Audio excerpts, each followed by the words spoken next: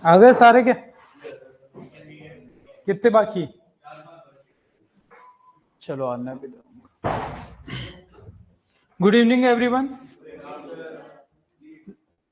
Last अपनी बात चल रही थी क्रोमोसोम वगैरह की भी हमने बात करी थी, और कहें तो सेल बायोलॉजी से रिलेटेड यानी कि डिवीजन को छोड़ दे तो बाकी बात अपन ने कर ली है। ठीक है, जो भी एक दो क्लासेस के अंदर अपन डिवीजन को ही कंप्लीट करेंगे, सेल डिवीजन। और सेल डिवीजन से भी कुछ सेलेक्टेड अच्छे क्वेश्चन है जो हर बार एग्जाम्स में देखने को मिलते हैं। डिवीजन से 2-3 क्लास से 1 या 2 क्वेश्चन आने की पॉसिबिलिटी यहां से भी आपके बन जाती है। तो उसी पर अपन आएंगे। तो पहले अपन यहां पर बात करते हैं कि सेल डिवीजन क्या चीज है, उसी पर अपन आते हैं। ठीक है ना, सेल डिवीजन क्या है, कितने टाइप का होता है, उसी बात पर अपन करते हैं। सेल डिवीजन, अब डिवीजन का मतलब कुल मिला के ये है कि एक सेल से कुल मिला के ज्यादा सेल बनना, उनका नंबर बढ़ना। ठीक है, यस। तो अपने को कोई इसकी स्पेशल डेफिनेशन लिखने की जरूरत नहीं है, सभी को पता है सेल डिवीजन क्या होता है। Increase in number of sales, divide होगी सेल्स और नंबर बढ़ेगा। आपको सभी को पता है कि माइटोसिस जो होता है वो आपके 1 से 2 सेल बनाता है, मियोसिस 1 से 4 सेल बनाता है। तो अपन इसको सबसे पहले डिवाइड करते हैं 3 पार्ट में, उसकी बात करते हैं। 3 टाइप से अपन अपने सेल डिवीजन की बात करते हैं। सबसे पहला जिसे अपन कहते हैं माइटोसिस, क्या कहते हैं? माइटोसिस। हिंदी में इसको कहते हैं समसूत्री विभाजन। ठीक है, क्या कहेंगे? समसूत्री। इसीलिए इसको एक और नाम देते हैं इक्वेशनल डिवीजन। क्या कहते हैं? Equational division. सबसे पहला टाइप, नोट नहीं करेंगे, थोड़ी देर समझेंगे। इक्वेशनल डिवीजन पहला टाइप जो आपको सेल डिवीजन का ध्यान रखना। दूसरा जो होगा उसे आप कहोगे मियोसिस। क्या कहेंगे? मियोसिस। और मियोसिस को हम रिडक्शन कहते हैं कि इसमें 2 देखेंगे, वो आगे बता दूंगा कुल मिला के। Meiosis first and meiosis second. Meiosis first और मियोसिस सेकेंड। मियोसिस फर्स्ट जो होता है उसे आप रिडक्शन डिवीजन कहते हो। Reduction division. तो रिडक्शन डिवीजन क्या होता है? जैसे इक्वेशन होता है, इसे रिडक्शनल कह देता हूं। हल्की सी बात समझते हैं, फिर आगे और अपन लेंगे। तीसरा जो है अपना, जिसे अपन कहते हैं ए माइटोसिस। क्या कहते हैं? ए माइटोसिस। 3 तरीके का सेल डिवीजन। ठीक है, जहां पर आपको ध्यान रखना है सेल डिवीजन में भी हम जो ये पहले, अब सेल डिवीजन जो होगा, सेल के अंदर 2 चीजें होती है, न्यूक्लियस और साइटोप्लाज्म। मेन चीजें जो है प्रोटोप्लाज्म के अंदर 2 ही होती है, न्यूक्लियस और साइटोप्लाज्म। या सबसे पहले हमेशा न्यूक्लियस डिवाइड होता है। ठीक है, न्यूक्लियस, और जिसे आप कहते हो कैरियोकाइनेसिस। क्या कहते हो? कैरियोकाइनेसिस। उसके बाद आप जो मेनली सेल डिवीजन के अंदर पढ़ते हो वो कैरियोकाइनेसिस ही पढ़ते हो। लास्ट में एंड में जाके आपके साइटोकाइनेसिस होता है, यानी कि वो साइटोप्लाज्म भी डिवाइड हो जाता है और फाइनली माइटोसिस से 2 सेल, मियोसिस से 4 सेल बन जाती है। ठीक है, तो ये अपने को ध्यान रखना है सबसे पहली बात। तो अब यहां पर फिलहाल जो अपन कह रहे हैं माइटोसिस, मियोसिस, एमाइटोसिस, ये तो बड़ा सिंपल सा है। इसे आप देखो, नाम हिंदी वाले बड़े काम के आ जाते हैं कई बार, उससे समझ में आएगा। इसे कहते हैं समसूत्री विभाजन। समसूत्री मतलब जो आपकी जो मेन पेरेंट सेल है और जो डॉटर सेल बनेगी, दोनों के क्रोमोसोम समसूत्री यानी कि समान रहेंगे। इक्वेशनल डिवीजन, क्रोमोसोम के नंबर में कोई चेंज नहीं है, पेरेंट सेल और डॉटर सेल का क्रोमोसोम इक्वल रहता है, यानी कि इक्वेशनल समसूत्री विभाजन। दूसरा, इसे एक मियोसिस को कहते हैं अर्धसूत्री विभाजन, जो गुणसूत्र की संख्या को, क्रोमोसोम नंबर को हाफ कर देता है। ध्यान रहेगा, यानी कि पेरेंट सेल का जो क्रोमोसोम नंबर होगा, मियोसिस के एंड में डॉटर सेल का क्रोमोसोम नंबर हाफ होता है हमेशा। अगर इधर 20 है तो उधर 10 मिलेगा, कैसे मिलेगा वो पूरी बात करेंगे।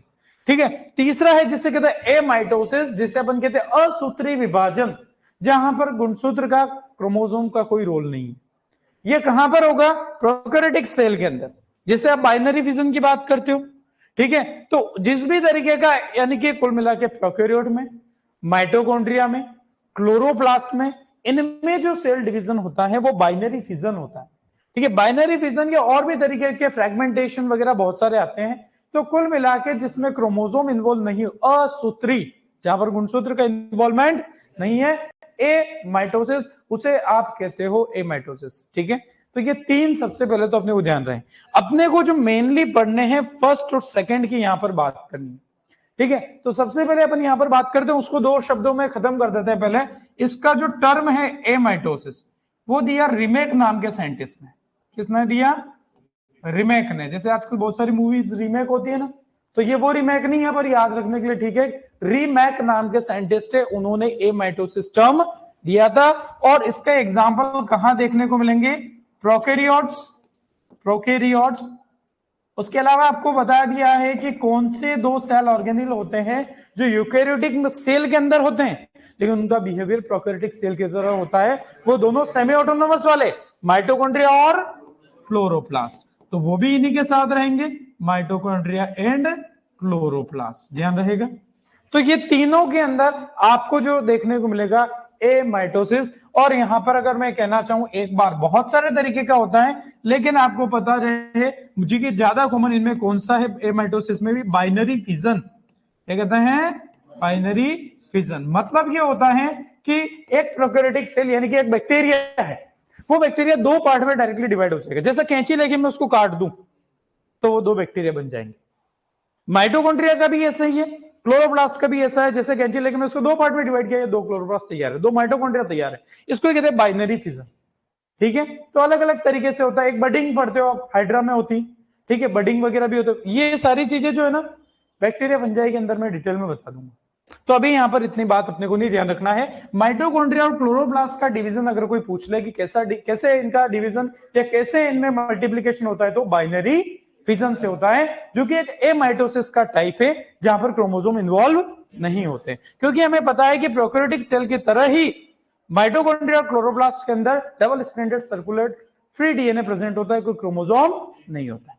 ये क्लियर है? उसमें दो ही चीज। अब अपन ध्यान से नोट कर लेना, आराम से, पहले समझ लो। समझा हुआ काम आएगा, क्योंकि इसको समझते हुए अपन चल रहे हैं। और लिखने का काम है मेन इस टॉपिक में समझने का, और समझेंगे तो लिखा हुआ अपने काम आएगा, नहीं तो लिखा हुआ नोट तो कहीं भी मिल जाएगा। और इसीलिए मैं डायग्राम लेके आया हूं अच्छे से, उससे अपन समझेंगे। अब इसके अंदर जो सबसे पहली बात करते अपन माइटोसिस की। माइटोसिस के अंदर जो ध्यान रखना है कि अब ये क्या करता है कि क्रोमोसोम नंबर हमेशा सेम रखेगा, ये कभी भी हाफ नहीं करेगा। यानी कि ये कौन से सेल में पॉसिबल होगा?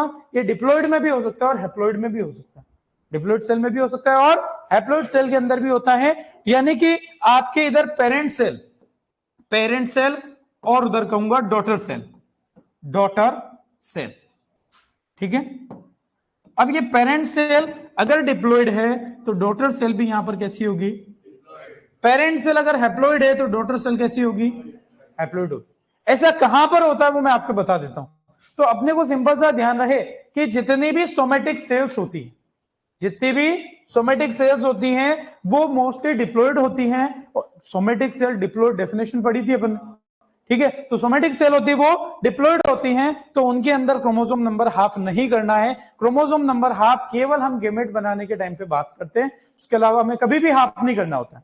तो जनरली जो डिवीजन है, भाई मैं आया किसी के स्पीड पे, एक आके मारी मैंने जोर से, बहुत सारी सेल्स उसकी मर जाएगी, मरेगी। भाई आप बहुत बुरी तरीके से किसी को अगर पीट दो तो वो मर भी जाता है। क्यों? उसकी सारी सेल मार डाली आप। भाई आपकी structural and functional unit of life क्या है? सेल ही तो है। सारी सेल अगर मर गई, कुछ मर जाती है तो कहते हैं आदमी का एक्सीडेंट हो गया, सारी मर जाए तो मतलब चला गया। तो अपने का सेल बचा के रखनी है। तो नॉर्मली जो डिवीजन होता रहता है, जैसे आप क्या हुआ, प्लांट की गए आप, एक डाली तोड़ के आ गए, अब वो प्लांट को क्या करना है? रिकवरी करना उसको। वो धीरे धीरे उसका घाव भरेगा, जैसे भी होगा। तो वो कौन सा डिवीजन करेगा? माइटोसिस करेगा। अपने चोट लग गई, जैसे मेरे अंगुली पे लगी थी थोड़े दिन पहले, अब ये धीरे धीरे घाव भर रहा है, कौन सा डिवीजन हो रहा है? बात आ रही समझ में? तो ये जनरली जो डिवीजन देखने को मिलता है गेमेट बनाने के अलावा की बात माइटोसिस ही होता है। तो पहला ये डिप्लॉइड से डिप्लॉइड बनना, ये तो नॉर्मल बात है। बोले सर ये हैप्लॉइड से हैप्लॉइड कब बनता है, ये बात अपन करते हैं। देखो प्लांट्स और एनिमल्स में गेमेट बनने से रिलेटेड एक डिफरेंस होता है, मैं आगे बता दूंगा, वैसे थोड़ी सी बात अभी बताता हूं कि प्लांट्स में मियोसिस होता है स्पोरोजेनेसिस के टाइम पे। कब होता है? स्पोरोजेनेसिस के टाइम पे। और एनिमल्स के अंदर मियोसिस होता है गेमेटोजेनेसिस के टाइम पे। अब क्या होता है, एक स्लाइड एक्स्ट्रा ऐड कर रहा हूं, वहां पर बताता हूं ताकि ये चीज आपको जनरली पता भी होनी चाहिए। एक तरफ बात करता हूं प्लांट्स, एक तरफ बात करता हूं एनिमल्स। वैसे मैंने आपको पढ़ा रखी चीज। तो होता क्या है कि जैसे प्लांट्स के अंदर ये डिप्लॉइड सेल है, इधर भी डिप्लॉइड सेल है। अब एनिमल का तो अपना ज्यादा स्टडी यहां पे कर नहीं रहे, लेकिन हमें हल्का सा पता होना चाहिए। प्लांट्स के अंदर क्या होता है, सबसे पहले तो आपने दो सेल पढ़ी, एक पोलन मदर सेल, एक megaspore mother cell. Microspore mother cell कोई पोलन मदर सेल का, दूसरी फीमेल के लिए मेगास्पोर मदर सेल। तो डिप्लॉइड सेल से आपके बने थे स्पोर्स। क्या बने थे? स्पोर्स। एक तरफ माइक्रोस्पोर, दूसरी तरफ मेगास्पोर। माइक्रोस्पोर और ये कैसे बने थे? हैप्लॉइड। तो यानी कि मियोसिस कहां पर हुआ? तो यहां हो चुका था, पढ़ा था अपन ने। और इसमें फिर क्या होगा? गैमेट्स बनेंगे। भाई हमने कहा था कि माइक्रोस्पोर के अंदर दो मेल गैमेट बनते हैं, मेगास्पोर में एक सेल बढ़ती है, सिनर्जिड बनता है, एंटीपोडल जो भी बनता है, ठीक है, वो सारी हैप्लॉइड सेल अपन ने बताई थी। तो ये भी क्या होगी? हैप्लॉइड होगी। अब मुझे बताओ, हम नॉर्मली कहते हैं कि गेमेट बनाने के दौरान, यानी कि गेमेट बनाने के दौरान यानी कि गेमेटोजेनेसिस, इस प्रोसेस को कहेंगे स्पोरोजेनेसिस। क्या कहेंगे? स्पोरोजेनेसिस। इसको कहेंगे गेमेटोजेनेसिस। तो यानी कि आप मुझे बताओ कि प्लांट्स में मियोसिस कब हो रहा है? स्पोरोजेनेसिस के टाइम पे। प्लांट्स में मियोसिस कब होता है? स्पोरोजेनेसिस के टाइम पर। एक्चुअल में मियोसिस का काम तो गेमेट बनाना ही है, लेकिन प्लांट्स में पहले उसको स्पोर बनाने पड़ेंगे, तभी गेमेट बनेंगे। हमने पढ़े माइक्रोस्पोर और मेगास्पोर। माइक्रोस्पोर आगे जाके पॉलन ग्रेन बना देता है, और मेगास्पोर जो होता है आगे जाके एम्ब्रियो सेक बना देता है, जिसके अंदर अलग अलग सेल बनी थी। क्लियर है? तो अब यहां पर आप अगर, जो मैंने अभी थोड़ी देर पहले कहा था, अब मुझे बताओ कि इस जगह डिवीजन कौन सा होगा? माइटोसिस या मियोसिस? क्या क्रोमोसोम नंबर हाफ हो रहा है? नहीं हो रहा, क्रोमोसोम नंबर सेम रह रहा है। हैप्लॉइड से हैप्लॉइड डिवीजन जो देखने को मिल सकता है वो वाला ये माइटोसिस है। और इसका एग्जांपल मैंने आपको बता दिया, इन प्लांट्स गेमेटोजेनेसिस जो होता है, हैप्लॉइड से हैप्लॉइड माइटोसिस होता है। दूसरी तरफ एनिमल सेल की भी बात कर लेते हैं। एनिमल सेल्स में स्पोर नहीं बनते हैं, डायरेक्टली आपके बनते हैं गेमेट्स। क्या बनते हैं? ठीक है, स्पर्म। और आप उधर से ओवम की बात करते हो, तो ये कैसे बनेंगे? एन। ये कैसा है? 2n। तो ये कौन सा होगा? मियोसिस। और यहां पर स्पोरोजेनेसिस ना होकर डायरेक्टली गेमेटोजेनेसिस हो जाएगी। बात आ रही है समझ में? ठीक है, यानी कि आपके मियोसिस एनिमल्स के अंदर कब होगा? जब आपके गेमेट बनेंगे तभी हो जाएगा। कोई स्पोर नहीं बनते हैं, डायरेक्टली डिप्लॉइड सेल से हैप्लॉइड गेमेट बन जाएंगे। कितने बनेंगे वो सभी को पता है? 4 बनेंगे। वो मैं आगे आपको पूरी जितनी अपनी कुल मिला के ये चीज पहले अपने को पता होनी चाहिए। अब आगे की बात पे आते, नोट कर लेंगे अपना आराम से, है ना। मैंने यहां पर इतना सा बताना चाहा कि माइटोसिस जरूरी नहीं कि डिप्लॉइड सेल में ही होता है। मैक्सिमम को यही पता है कि माइटोसिस किस में होता है? डिप्लॉइड सेल में। लेकिन माइटोसिस हैप्लॉइड सेल में भी होता है, और इसका एग्जांपल अभी मैंने प्लांट्स में बता दिया। तो ऐसा भी पॉसिबल होता है। ठीक है, दूसरी बात अपने को जो ध्यान रखना है, ऐसे सेम बात अगर मैं बताता हूं किसके लिए? मियोसिस के लिए। मियोसिस के लिए अगर मैं यहां पर बताता हूं, तो पेरेंट सेल और डॉटर सेल जो है, यहां पर जनरली आपके डिप्लॉइड सेल के अंदर ही आपका क्या होगा? मियोसिस होगा। हैप्लॉइड सेल के अंदर कभी भी मियोसिस नहीं होता है, क्योंकि एन का आधा कभी भी हम नहीं करेंगे। एन तो क्या है? बेसिक क्रोमोसोम नंबर हम कह देते हैं।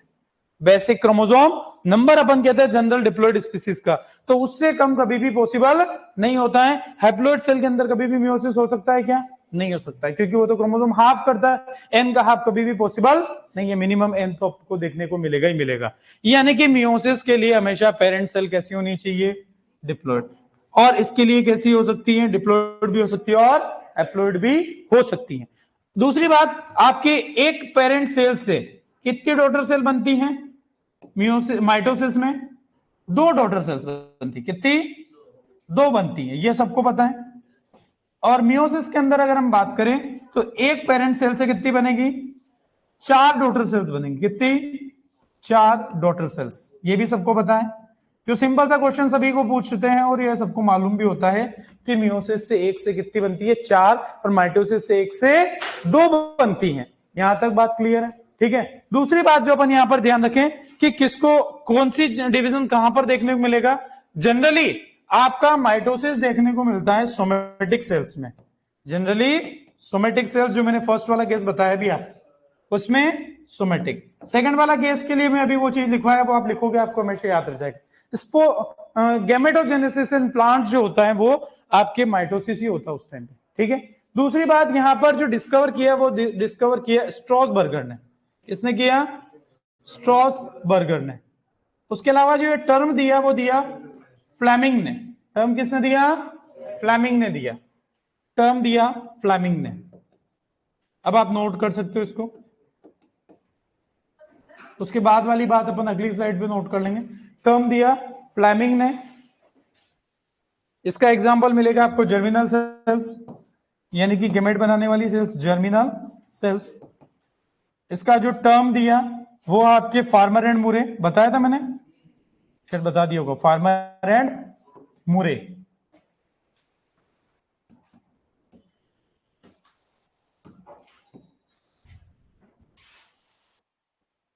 एक बार इतना नोट करो।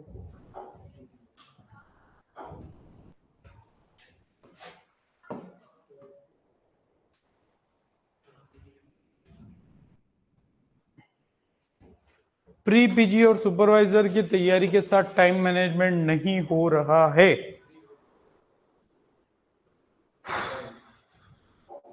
एक तो इसके लिए क्या करना होता है कि पहले तो अपना गोल डिसाइडेड होना चाहिए। थोड़ा सा हिम्मत करके करना पड़ेगा, आपकी मजबूरी मैं समझ सकता हूं कि सर नौकरी भी जरूरी है और छोकरी नहीं, पर आपके अगर आपका टारगेट एमएससी है तो वो भी जरूरी है। बिल्कुल पहली प्रायोरिटी अगर आपकी पीजी है तो पीजी की तैयारी करो। सुपरवाइजर के लिए आप तैयारी करो, लेकिन पहली प्रायोरिटी रखो, क्योंकि पीजी का फिक्स है, हर साल एग्जाम होगा। सुपरवाइजर की कोई गारंटी नहीं होती है, सरकार है, कुछ भी है, आगे पीछे कभी भी रद्द वगैरह हजारों चीजें होती है। तो सुपरवाइजर आपको पता रहे, 12th पास की जॉब है, मैं उसके लिए ये नहीं कह रहा हूं आपको तैयारी नहीं करनी, करनी है, लगनी है, लेकिन जब वैकेंसी फाइनली सिर पे आ जाए, आप एक बार को तैयारी करके रखो, या आपके नोट्स तैयार करके रखो। एक बार तो बैच ज्वाइन करना ही चाहिए। पर मैं दोनों की कंट्रोवर्सी को तो क्लियर नहीं कर पाऊंगा। आपको आपका गोल डिसाइड पहले करना पड़ेगा, आपको आपकी प्रायोरिटी डिसाइड करनी पड़ेगी। टाइम तो स्वाभाविक सी बात है कि सेम है आपके पास, दोनों तरफ जो कॉमन चीज है एग्रीकल्चर, उसको तो पकड़ो। ठीक है। उसके अंदर आपको जीके हिंदी एक्स्ट्रा होगा, शायद हिंदी भी हटा दी। अब हिंदी सुपरवाइजर में शायद नहीं हटी होगी, वो तो कहना डबल एओ में नहीं, एओ में हटी होगी। ठीक है। हाँ, पर आपके हिंदी और जीके हैं तो हिंदी जीके एक बार करके रखो, फिर रोज रोज हिंदी जीके पढ़ने के बजाय जब एग्जाम आएगा तब पढ़ लेना। एग्रीकल्चर तो इधर उधर सब जगह काम आ रही, फिर चिंता करनी नहीं।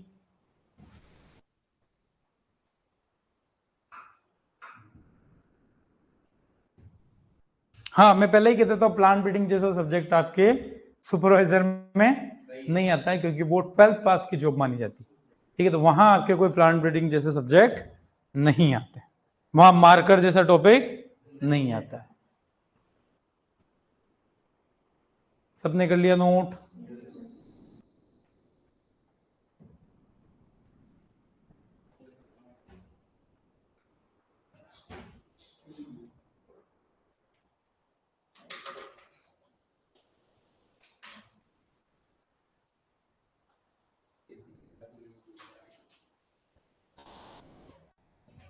कर लिया नोट सबने? डिस्कवर वगैरह का बता देंगे, बाकी साइंटिस्ट वैसे इसमें भी नहीं पूछते हैं, साइंटिस्ट टर्म पे पूछे जाते हैं। क्वेश्चन जो अधिकतर बनता है दोनों पे बना है क्वेश्चन, टर्म का पूछा गया वो भी बता देंगे कभी, पर कोई ऐसा नहीं, ये तो था मेरे पास तो मैंने बता दिया कि क्वेश्चन वैसे पूछा भी नहीं गया डिस्कवर का। पॉपुलर है टर्म का, कि कौन सा टर्म किसने दिया, तीनों का ही बता दिया। टर्म तो अपन ने, एमाइटोसिस रीमेक है सबसे पहले, इनका दोनों का बहुत फेमस है। सबसे पहले फ्लेमिंग और इधर फार्मर एंड मूरे।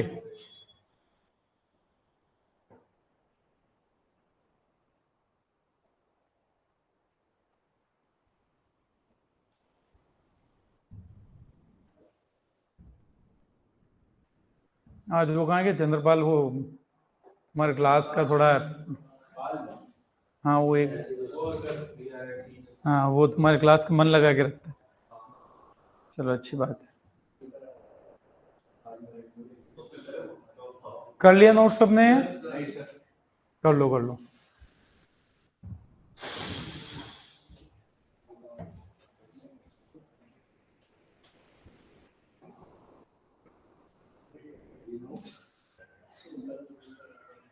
क्या हो गया? अरे शर्मा मत तू।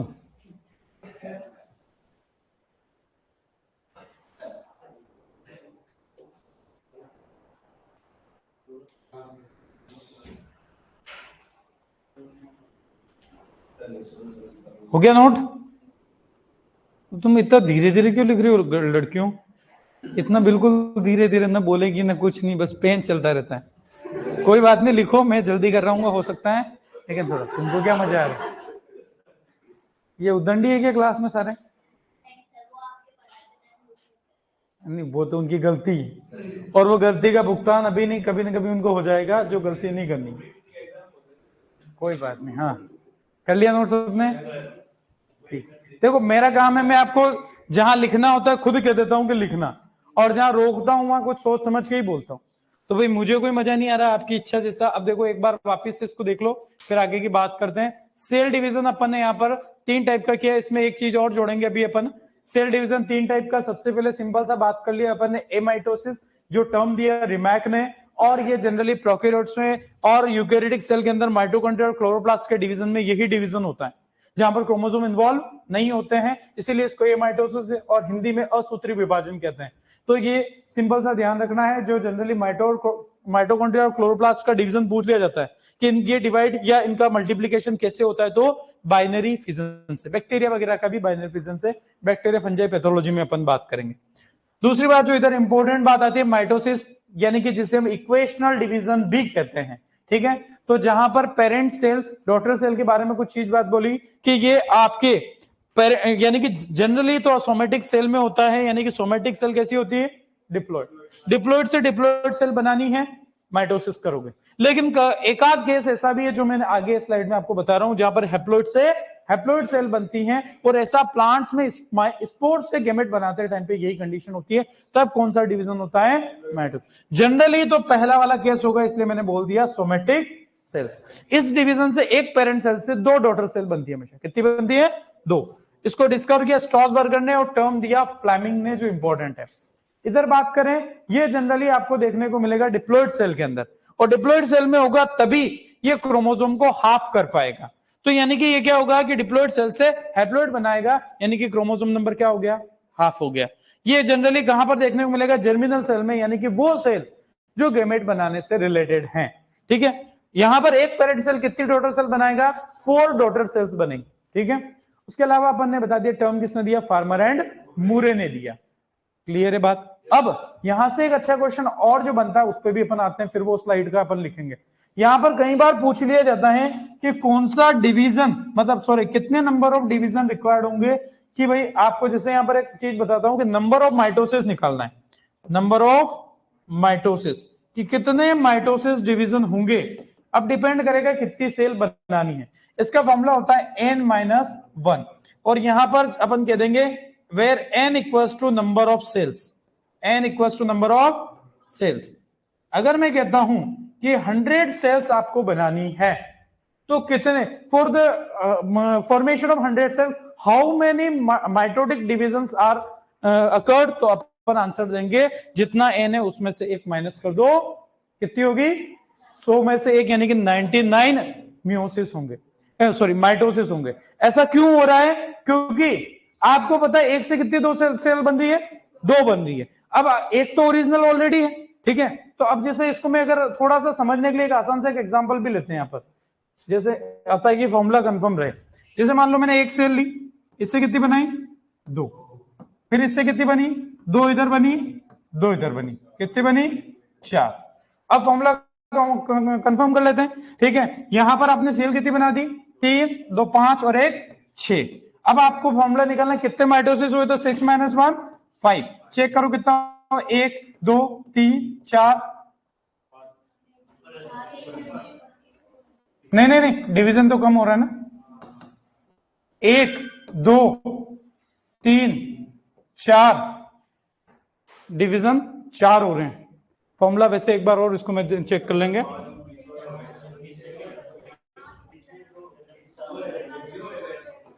एक सेकेंड, सेल बनाई अपन ने 1 2 3 4 5 6, नहीं सेल बनाई 4, 3 और 2 5 ही तो बनी।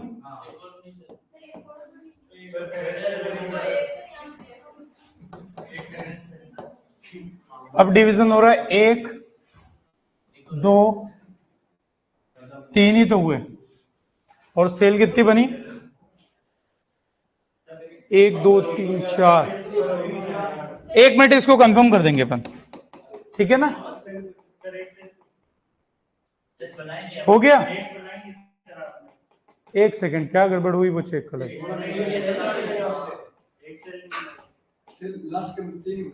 अरे ये तो ठीक है, पर फॉर्मूला तो कंफर्म होने दो। एक डिवीजन ये हुआ जिससे 1 से 2, फिर दूसरा वो हुआ, और ये तीसरा, 3 हुए टोटल। तो सेल कितनी बन गई है, 4 5 6 सेल तो बना ही दी। चलो इसको कंफर्म कर देंगे ना, इसीलिए मैंने इसको चेक करना चाह रहा था एक बार, इसको बता देंगे। पर वैसे फॉर्मूला ये काम आएगा, और कैसे, कोई दिक्कत नहीं, इसको भी बता देंगे आपको। दूसरा, चलो एक चीज और देखते हैं, मियोसिस वाला फॉर्मूला देखते हैं एक बार। नंबर ऑफ मियो, उसको अपन अगली क्लास में कंफर्म कर देंगे। इसमें एक ध्यान रखें, नंबर ऑफ मियोसिस अगर निकालना है, number of meiosis, number of meiosis निकालना है, इसलिए क्वेश्चन कभी भी पूछा जाएगा तो आपको बोला जाएगा कि इतने सीड बनाने हैं, कितने, तो इसके लिए एक फॉर्मूला होता है x plus divided by x, sorry x plus x divided by 4, ये फॉर्मूला होता है। और x होता है नंबर ऑफ सीड, यहां पर x क्या होता है, नंबर ऑफ सीड्स।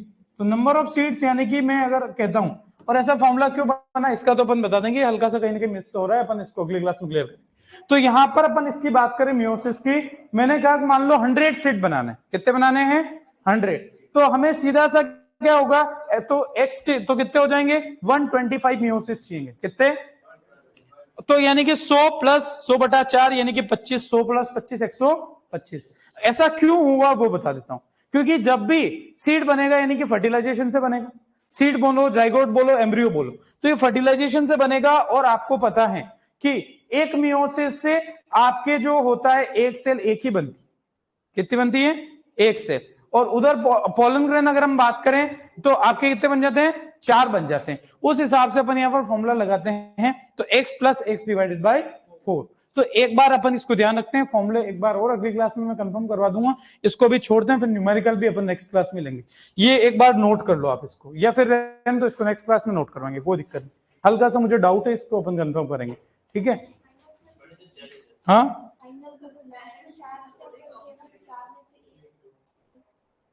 नहीं, टोटल, हाँ ये बात सही है, कहीं ना कहीं मेरे को वही कह रहा हूं कि फाइनल सेल कितनी बन रही है 4 बन रही है, क्योंकि ये बात सही आई, क्योंकि ये सेल बची नहीं फिर, हाँ वो तभी गड़बड़ हुई। इसका मतलब क्या हुआ, यहां पर पहली सेल है कि इससे ही तो 2 सेल बनी, तो ये तो गई, अब कितनी बची 2, फिर इन 2 से ये 4 बनी, टोटल सेल कितनी हो गई, तो 4 यानी कि n-1 था आपका, तो 4 - 1, ठीक है, यानी कि 4 - 1 आंसर 3। डिवीजन कितने होते हैं, पहले डिवीजन से 2 बनी, फिर एक डिवीजन ये एक है, पहला डिवीजन दूसरा डिवीजन तीसरा डिवीजन। तो ये मैंने कहा कहीं ना कहीं अपने ध्यान देने में गड़बड़ हो रही थी, यानी कि टोटल आपके कभी भी निकालने फाइनली कितनी सेल बन रही, उस सेल में से नंबर ऑफ सेल्स में से आपको एक माइनस करना है, वो आपके क्या होता है, वो आपका माइटोसिस का नंबर होता है। तो नोट कर लो, आप इसको नोट कर ही लो, है ना, इसके न्यूमेरिकल करा दूंगा, क्लियर है, बोल। 2n माइनस, ये किसका फॉर्मूला है? अब यार मैं टू उसको कंफर्म करके देख लो, आ क्या रहा है? 2n माइनस 2 डिवाइडेड बाय, तो उसको कर सोल्व, n माइनस 1 ही निकलेगा। मैस लगा, 2 कॉमन निकाल, 2 से 2 डिवाइड, क्या बचा? n माइनस 1 ही तो बचा। नहीं तो फॉर्मूला निकालना तू। हाँ तो उसको वही चीज है, वो उसने उलझा दिया। आप करना, उसको करेंगे क्या होगा? ऊपर का 2n माइनस 2 है, ब्रैकेट से बाहर कॉमन निकालना आता है अपने को, 2 बाहर निकला, n माइनस 1 नीचे क्या? 2, 2 से 2 कट गया, क्या बचा? वही अपन ने लिखा, नोट करो। नहीं नहीं, बहुत अच्छी बात है, तू कैसे भी याद रखो, अपना जवाब होना चाहिए, पर जबरदस्ती 2 क्यों उलझाए? अपना काम हो रहा है। हाँ नहीं, अच्छी बात है, तुमने भी पढ़ा, कोई बात। अपने ये फॉर्मूले आप दोनों नोट रखो। अब आपको कभी भी किसी भी तरीके से न्यूमेरिकल आपको पूछ ले, सीड का नंबर दे दे कि इतने सीड बनाने हैं, और आपको पूछ ले कितने मियोसिस होने चाहिए, मान लो बोल दे कि आपको बोला कि 1000 सीड बनाने हैं, तो कितने मियोसिस होंगे? तो 1000 प्लस 1000 डिवाइडेड बाय 4, यानी कि कितना हो गया? 250, 1250 आपके मियोसिस होंगे। सीधा सा आंसर निकाल, मियोसिस का नंबर दे दें और आपको पूछ ले कितने सीड बनेंगे, तो एक्स की वैल्यू आप निकाल लेना उस जगह, और क्या? आपको x plus x plus x divided by 4 की वैल्यू दे दी, इससे आप x निकाल सकते हो। तो ऐसा उल्टा भी कर सकते हो, यहां पर भी आपको मान लो बता दिया जाए कि इतने मियोसिस हैं तो कितनी सेल बनेगी, तो सीधी सी बात है, उसमें क्या करना है? आपको एक जोड़ देना है, ध्यान रहेगा। चलो ठीक है, आगे न्यूमेरिकल करा देंगे, टेस्ट हम दे देंगे, बड़े सिंपल से, पर अपने को फॉर्मूले ध्यान रहेंगे। ऐसे क्वेश्चन कई बार बन जाते हैं, अपने कम बन रहे हैं, पर एक आध क्वेश्चन बनने की पॉसिबिलिटी रहती है, और फॉर्मूला ही पूछ ले तो कम से कम पता होना चाहिए। बढ़े आगे, अगली वाली स्लाइड नोट कर लो, ये तो नहीं करनी है, इसकी जरूरत ही नहीं है, ये नोट कर लो।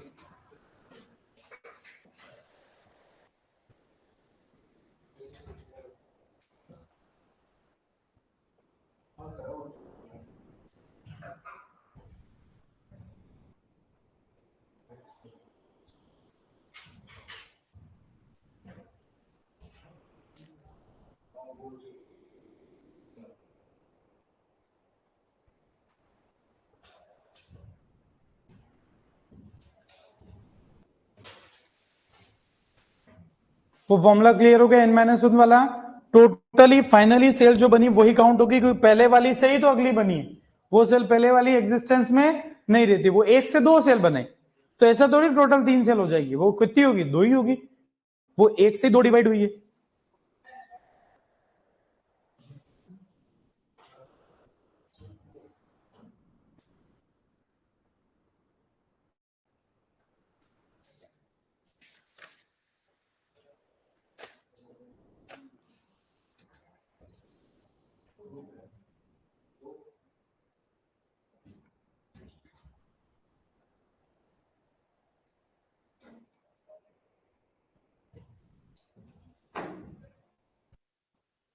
कर लिया नोट?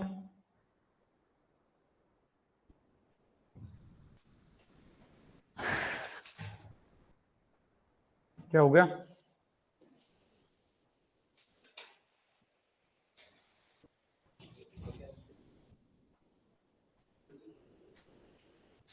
सबने कर लिया नोट?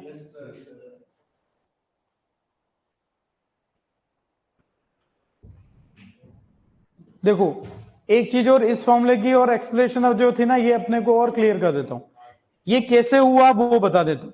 कभी भी आपका सीड बनता है, यानी कि जाइगोट होगा तो ही सीड बनेगा, जाइगोट से एम्ब्रियो, और एम्ब्रियो जो होता है सीड के अंदर होता है। अगर आपको यहां पर नंबर ऑफ जाइगोट बोल दिया जाए, नंबर ऑफ एम्ब्रियो बोल दिया जाए, नंबर ऑफ सीड बोल दिया जाए, सब में आंसर इसी तरीके से रहेगा। हुआ ऐसा क्यों? क्योंकि मान लो आपका कभी भी फर्टिलाइजेशन होता है, ठीक है, तो कभी भी मियोसिस जो होता है उसकी वजह से अगर हम बात करें, तो सीड आपको जाइगोट बनाना है, तो एक तरफ से आपके क्या आएगा? एक सेल आएगी, दूसरी तरफ से क्या आएगा? मेल गेमेट आएगा। और आपको पता है कि एक जो आपके microspore mother cell, pollen mother cell के अंदर डिवाइजन होता है, तो 4 माइक्रोस्पोर बनते हैं। कितने बनते हैं? 4, और चारों फंक्शनल होते हैं, चारों फंक्शनल होते हैं, यानी कि चारों के अंदर पोलन ग्रेन्स भी, मतलब एक वो माइक्रोस्पोर क्या पोलन ग्रेन बना देगा। तो अब उस पोलन ग्रेन के अंदर एक दो मेल गेमेट होते हैं, लेकिन एक तो वो एंडोस्पर्म बना रहा है, जाइगोट तो एक ही बना रहा है, यानी कि एक बार मियोसिस से 4 आपके मेल गेमेट तैयार हो जाते हैं। और इधर अगर फीमेल के अंदर बात करते हो तो 4 मेगास्पोर बनती हैं, लेकिन 3 डीजेनरेट हो जाती है। फंक्शनल कितनी रहती है? एक ही रहती है, फंक्शनल एक ही रहती है, इसलिए आपके एक मियोसिस से एक ही बन रही है।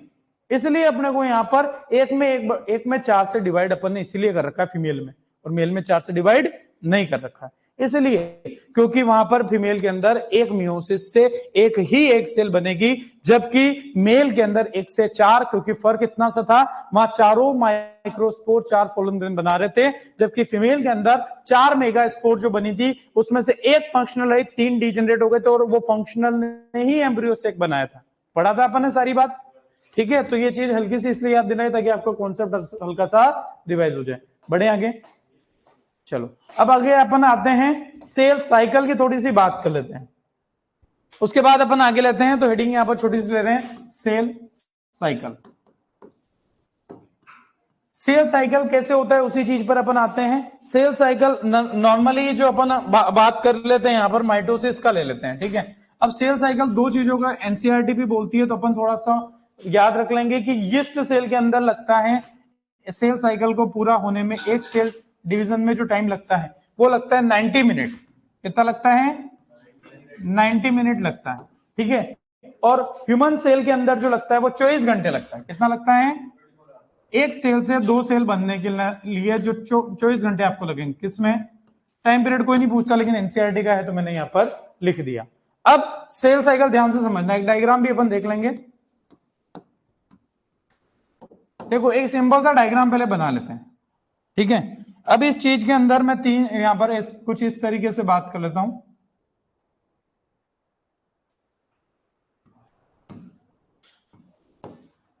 यहां पर G1, S, G2, M phase, ये कौन सी है?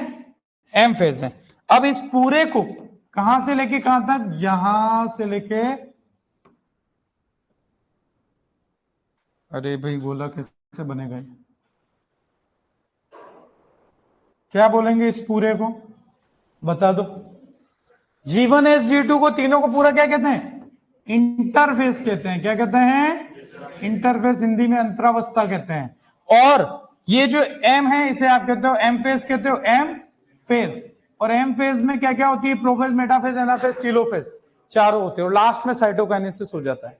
ये सबको पता है। तो ये सेल साइकिल अपन ने एक बार बताया ताकि इससे सीक्वेंस पता रहेगी। तो अपन एक तरफ ले रहे हैं सबसे पहले इंटरफेस की बात, क्या कहेंगे? Interface.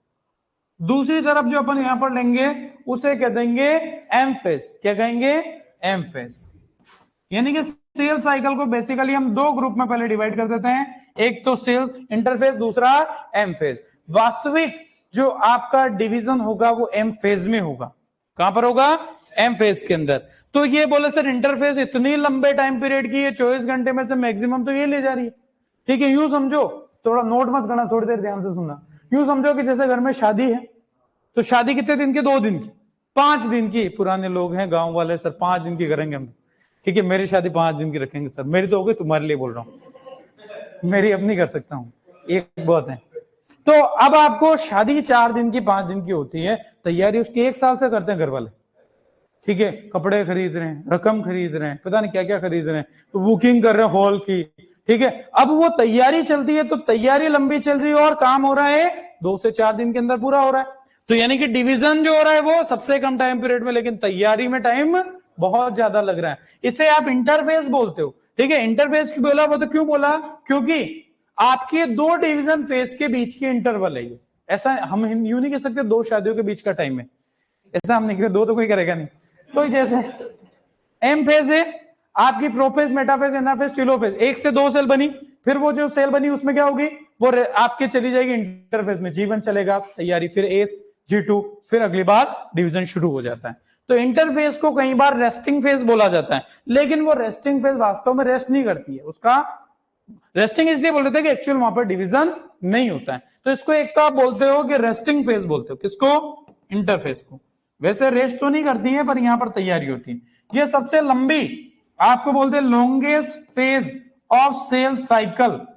Longest phase of cell cycle ऐसा बोल दिया जाए तो आप क्या कहोगे? इंटरफेस कहोगे। नोट मत करना, थोड़ी देर रुक जाना। दूसरी बात, it is gap between two cell division.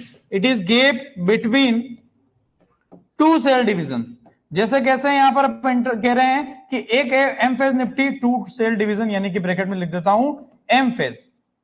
एक एम फेज है, देखो ध्यान से, एम फेज निफ्टी, फिर बीच में आई इंटरफेज, फिर एम फेज, एम फेज निफ्टी, फिर इंटरफेज, यानी कि अल्टरनेट चलेगा। इंटरफेज आएगी, एम फेज आएगी, इंटरफेज आएगी, एम फेज आएगी, यानी कि ये क्या है, एक तरीके से गैप दे रहे हैं अपन दो डिवीजन के बीच में, दो एम फेज के बीच में जो गैप आ रही है उसे क्या कह रहे हो, इंटरफेज। इंटर मतलब बिटवीन, दो एम फेज के बीच के जो फेज है उसे ही आप क्या कहते हो, इंटरफेज कहते हो। यहां तक बात क्लियर है, ठीक है। उधर जो अगर आपको पूछ लिया जाए कि shortest phase of cell cycle क्या है, क्वेश्चन की लैंग्वेज को देखना पड़ेगा। सेल साइकिल की शॉर्टेस्ट फेज कौन सी है, तो एम फेज है। कौन सी है, एम फेज। बोले सर हमने एना फेज पढ़ा है, पर वो किसकी है वो बताऊंगा। अभी आप पूरे ढंग से सिस्टमेटिक चलेंगे। सेल साइकिल की सबसे छोटी फेज एम फेज। दूसरी मोस्ट ड्रामेटिक फेज भी इसको कहते हैं, मतलब इसी इतनी आसानी से कंप्लीट नहीं हो जाएगी, बहुत सारे तमाशे डायग्राम में दिखाएगी। Most dramatic phase of cell cycle बोल दिया जाए तो आंसर क्या दोगे, एम फेज देंगे। अब यहां पर आते हैं, ध्यान से पूरा चार्ट एक साथ नोट करेंगे, इसको अपन एक बार कंप्लीट कर लेते हैं पूरा, ठीक है। अब इसको इंटरफेस को तीन फेज में अपन डिवाइड कर रहे हैं। पहली G1, दूसरी S, तीसरी G2। तीन अपन ने डायग्राम में बनाई भी है, तो यहां पर इसको अपन क्या करते हैं कि इंटरफेस को तीन पार्ट में डिवाइड करते हैं। नोट मत करना, कह दिया है, सुन लेना। G1 फेज, दूसरी G2 फेज, इसको सब डिवाइड कर रहे हैं, फिर तीसरी, सॉरी, G1 के पास S आएगा, फिर G2 आएगी, S फेज और G2 फेज। ये G और G1 G2 का मतलब गैप 1 गैप 2 बोल देते हैं, वैसे ही हमने इसको गैप कहा है, ठीक है। तो G1 जो होती है, यूं समझो कि यहां पर आप क्या कर रहे हो, इन G1 और G2 के अंदर दोनों सेम काम होते हैं। आरएनए और प्रोटीन सिंथेसिस का काम होता है, किसके अंदर, G1 के अंदर और G2 के अंदर। S के अंदर होता है, S मतलब सिंथेसिस फेज। डीएनए सिंथेसिस होता है, डीएनए का रेप्लिकेशन होता है, कौन सी फेज में, एस फेज में। तो यहां पर सबसे पहली बात तो RNA and protein synthesis, RNA and protein synthesis होगा, ठीक है। कैसे सेम बात कहां पर अपन कहते हैं, G2 के अंदर भी यही काम होता है, आरएनए और प्रोटीन सिंथेसिस। ध्यान से इधर देखना, आरएनए एंड प्रोटीन सिंथेसिस। अब आगे अपन ध्यान रखें, इनको और किस नाम से जान सकते हैं। एस फेज से पहले कौन सी हो रही है, G1, तो इसे अपन प्री डीएनए सिंथेसिस फेज कह सकते हैं। प्री डीएनए सिंथेसिस फेज अगर पूछ लिया जाए सिंपल सा एग्जाम में क्वेश्चन, तो आप किसको कहोगे, G1 को। पोस्ट डीएनए सिंथेसिस अगर बोल दिया जाए तो G2 को। पोस्ट डीएनए सिंथेसिस फेज किसको कहेंगे, G2 को कहेंगे। तो G1 G2 के अपन ध्यान रखें। उसके बाद तीसरा जो अपन ध्यान रखेंगे, एक और ध्यान कि एम फेज के बाद कौन सी मिलेगी, G1 मिलेगी या G2 मिलेगी। एम फेज कंप्लीट हुई, आपकी इंटरफेज शुरू हुई, इंटरफेज में सबसे पहले कौन सी है, G1 है। अब G1 G2, G1 और S और G2, यानी कि आपको बोलते हैं कि पोस्ट माइटोटिक फेज।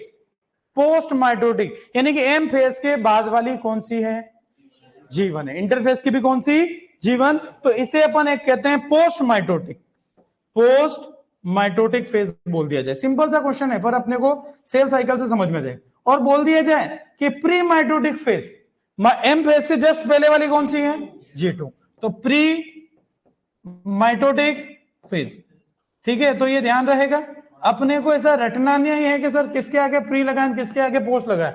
हमें इसको समझना है कि डीएनए सिंथेसिस से पहले हो रही है तो G1 को प्री डीएनए सिंथेसिस बोला, और ये एम फेज के बाद हो रही है तो पोस्ट माइटोटिक बोला। सेम उसका उल्टा, डीएनए सिंथेसिस के बाद हो रही है तो पोस्ट डीएनए सिंथेसिस, और एम फेज से पहले हो रही है तो प्री माइटोटिक फेज कहेंगे। अब बात आती इधर, जो तीसरा अपना सबसे इंपॉर्टेंट, पूरा चार्ट एक साथ नोट करना, ठीक है। अब इसकी अगर हम बात करें तो यहां पर जो काम होता है इस फेज में क्या होता है, डीएनए सिंथेसिस या डीएनए रेप्लिकेशन। डीएनए सिंथेसिस या डीएनए रेप्लिकेशन कौन सी फेज में होता है, एस फेज में होता है, ये सबको पता है।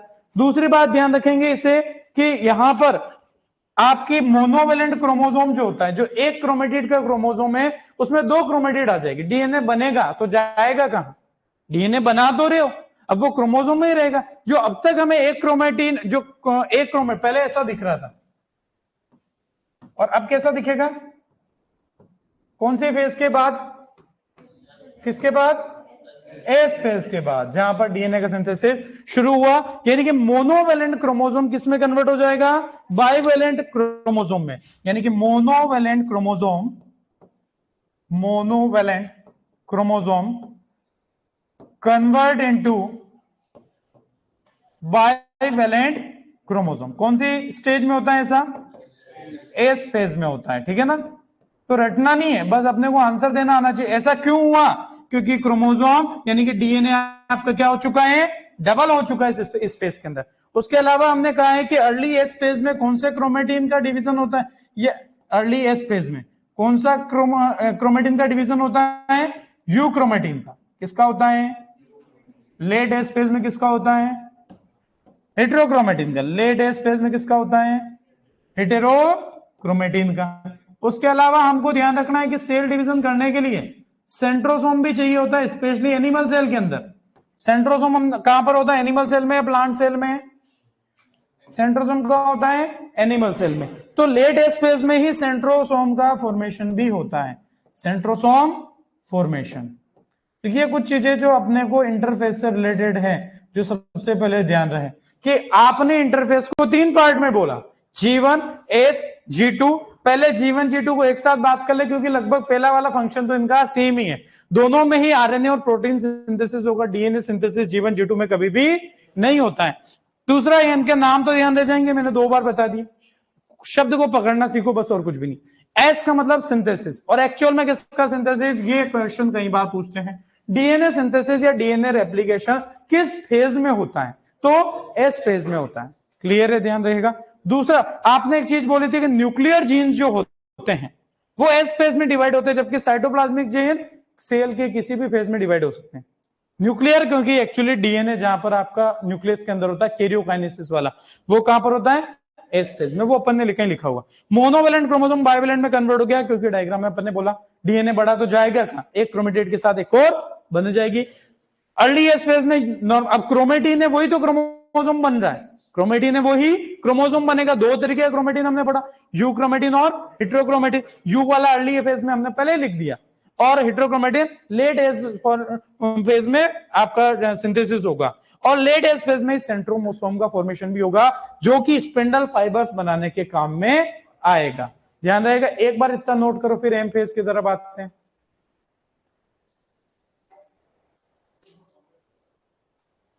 कैसा छोटा सा डायग्राम बना के बात करना। आपका नोट हो जाए तो बता देना, इसको अपन ऊपर नीचे फिर कर लेंगे उसी टाइम। और यहां पर ऐसा लिखेंगे अपन, प्रोफेज, मेटाफेज, एनाफेज, टीलोफेज। कब चलेगा ये? एम फेज जब चलेगा ना, तो पीएमएटी करके मैंने लिखा, प्रोफेज, मेटाफेज और एनाफेज और टीलोफेज। ये पूरी बात आगे लिखने में आ जाएगी, पर हल्का सा ध्यान रहे ऐसा। रेस्टिंग फेज क्यों बोला इसको?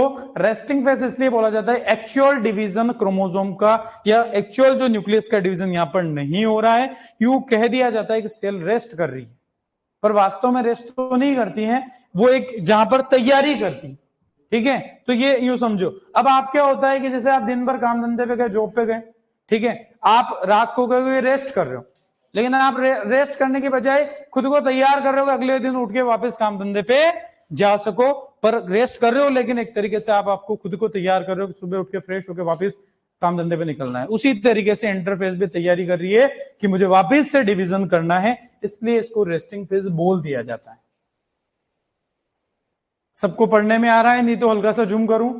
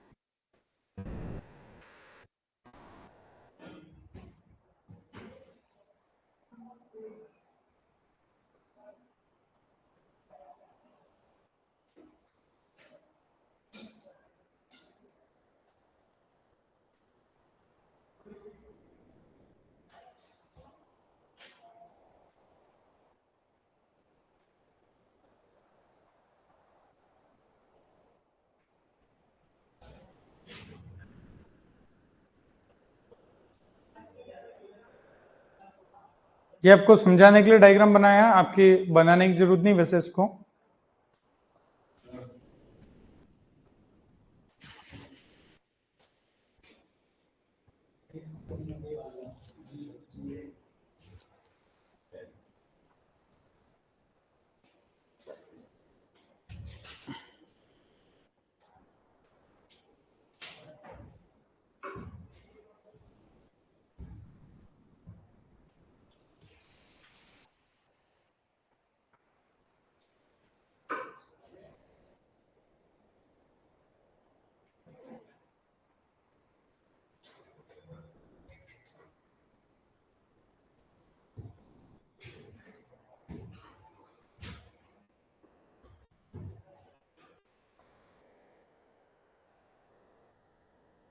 सबने कर लिया नोट?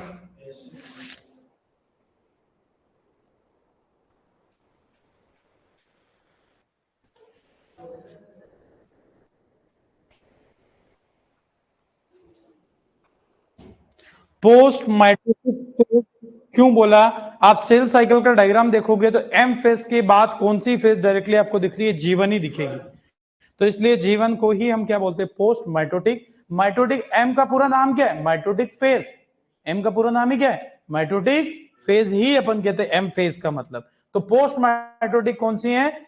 जीवन। तो जीवन में लिखा है तो अपन ने बिल्कुल सही लिखा है पोस्ट माइटोटिक। एम फेज के बाद जो आएगी जीवन आएगी, फिर आपके एम फेज से पहले जो आती है वो G2 आती है, इसलिए उसे प्री माइटोटिक, ये माइटोसिस लिखने में आ गया, इसको माइटोटिक लिखा जाएगा वैसे, प्री माइटोटिक।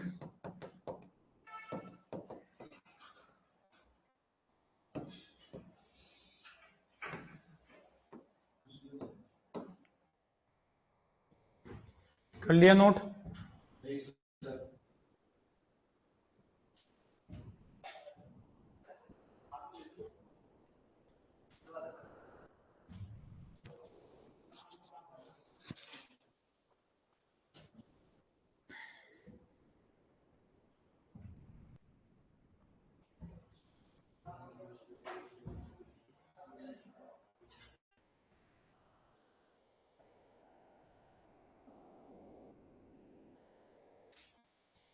बढ़े आगे। अब देखो एक चीज यहां पर ऐसी भी होती है कि सेल एम फेज कर लिया उसने, एम फेज के बाद अगली उसको आनी थी जीवन, लेकिन कई बार सेल कहती है कि अब मुझे डिवाइड ही नहीं होना है। सेल ने जैसे अब मैं जो मान लो मैं काम, आप जॉब पे जा रहे हो और आप सोच लेते हो कि मैं तो जॉब ही छोड़ रहा हूं, अगले दिन फिर काम धंधे पे जाना है क्या? नहीं जाना है। उसके अगले दिन भी जाना है क्या? नहीं जाना है। जॉब छोड़ दिया, आप इनएक्टिव हो गए, कोई सैलरी आएगी क्या? नहीं आएगी। तो उसी तरीके से सेल कह देती है कि मुझे अभी डिवाइड ही नहीं होना है, तो वो आराम में चली जाएगी अलग से, जिसे कहते हैं G0 स्टेज, क्विसेंट स्टेज कहते हैं। यानी कि सेल जीवन में रहेगी या जीवन से बाहर चली जाएगी? जीवन से बाहर निकल जाएगी, और जीवन को छोड़ देती है। जीवन में रहती मतलब तो अगले दिन जाने की तैयारी कर रही, लेकिन ये तैयारी नहीं करेगी, तो उसे अपन कहते हैं G0 फेज या क्वेसेंट स्टेज कहते हैं। तो यहां पर अपन एक नोट लगा के बात करते हैं, G0 स्टेज, G0 या क्विसेंट स्टेज। ये क्या होती है? जब सेल आपके सेल डिवीजन से बाहर निकल जाती है तो उसे अपन कहते हैं व्हेन सेल डोंट डिवाइड, इसको भी नोट करें, when cell don't divide and exit G one phase, G one से बाहर निकल जाएगी और वो अब डिवाइड नहीं होगी, तो यानी कि सेल कौन सी स्टेज में रहेगी? G0 में रहेगी। क्लियर है बात? To exit G one phase and enter an inactive stage,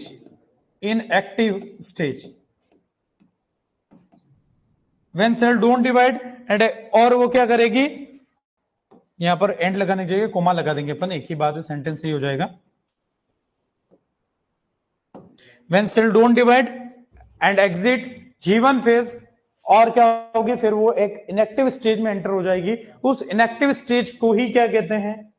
G0 या क्वेसेंट स्टेज। कई बार इस पर भी क्वेश्चन एग्जाम में बन जाता है, तो इसको ऐसे ही याद रखना है कि किसी आदमी ने जॉब छोड़ दी तो अगले दिन उसको नहीं जाना है, तो अब उसको कोई टेंशन ही नहीं है, अगले दिन जाने की कोई तैयारी करनी नहीं है, बस में नहीं बैठना है, ऑफिस जाके लटकना नहीं है, कुछ नहीं करना उसको, कुल मिला के वो फ्री हो गया। उसी तरीके से सेल भी डिवाइड अब नहीं होगी, ध्यान रहेगा।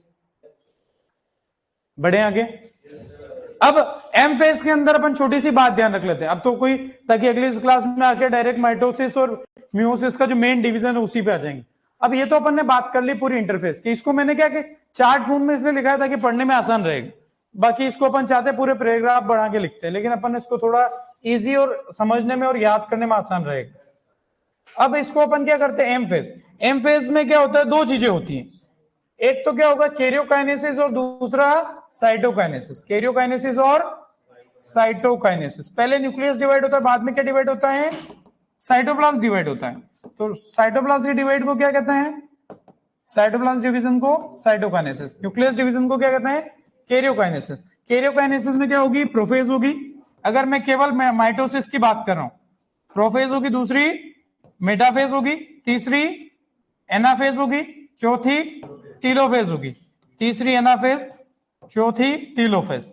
ये चार सब स्टेजेस देखने को मिलेगी आपको एम फेज के कैरियोकाइनेसिस में। टीलोफेज तो बोले सर इसमें क्या होगा फिर, साइटोकाइनेसिस में इसमें डिवीजन होगा साइटोप्लाज्म। डिपेंड करेगा ये प्लांट सेल में है तो कैसे होगा, और एनिमल में है तो ये कैसे होगा। प्लांट सेल में होता है इसका साइटोप्लाज्म का डिवीजन सेल प्लेट फॉर्मेशन से, मैंने लिखवाया होगा, और एनिमल में किससे होता है, कॉन्स्ट्रिक्शन एंड फरो फॉर्मेशन से। तो प्लांट सेल के अंदर कैसे होता है, बाय सेल प्लेट फॉर्मेशन। आगे बता देंगे इसकी बात पूरी, सेल प्लेट फॉर्मेशन से। और एनिमल सेल में कैसे होगा, by constriction and furrow formation. Constriction and furrow formation. इसका डायग्राम दिखा के बता दूंगा। क्वेश्चन तो मेन इसी पे आता है कि कौन से मेथड से साइटोकाइनेसिस प्लांट सेल में होगा और एनिमल सेल में होगा। तो इसमें अपन कह देंगे कॉन्स्ट्रिक्शन एंड फरो फॉर्मेशन।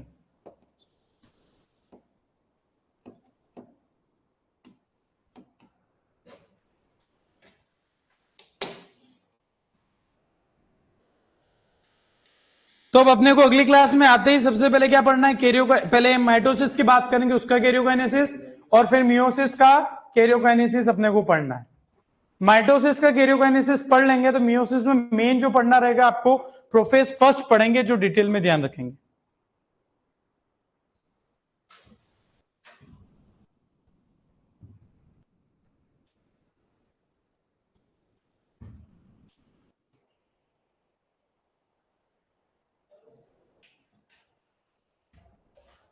तो एम फेज में न्यूक्लियस का डिवीजन पहले होता है, फिर साइटोप्लाज्म का डिवीजन होता है। न्यूक्लियस डिवीजन आपके प्रोफेज, मेटाफेज, एनाफेज, टीलोफेज की फॉर्म में होगा अगर ये माइटोसिस है तो। इसलिए सेल साइकिल जहां लिखा था आप वो लिख देना, सेल साइकिल ऑफ माइटोसिस। सारी बात यहां मैंने माइटोसिस की करते हुए की है। डिफरेंस कोई नहीं है, डिफरेंस केवल कैरियोकाइनेसिस का आएगा, या फिर आप यहां पर डायरेक्ट लिख लो कैरियोकाइनेसिस ऑफ माइटोसिस। बाकी कोई डिफरेंस नहीं, पूरा मियोसिस में भी सेम रहेगा सेल साइकिल, इसलिए मैंने कहीं पर ऐसा लिखा नहीं है आपके लिए।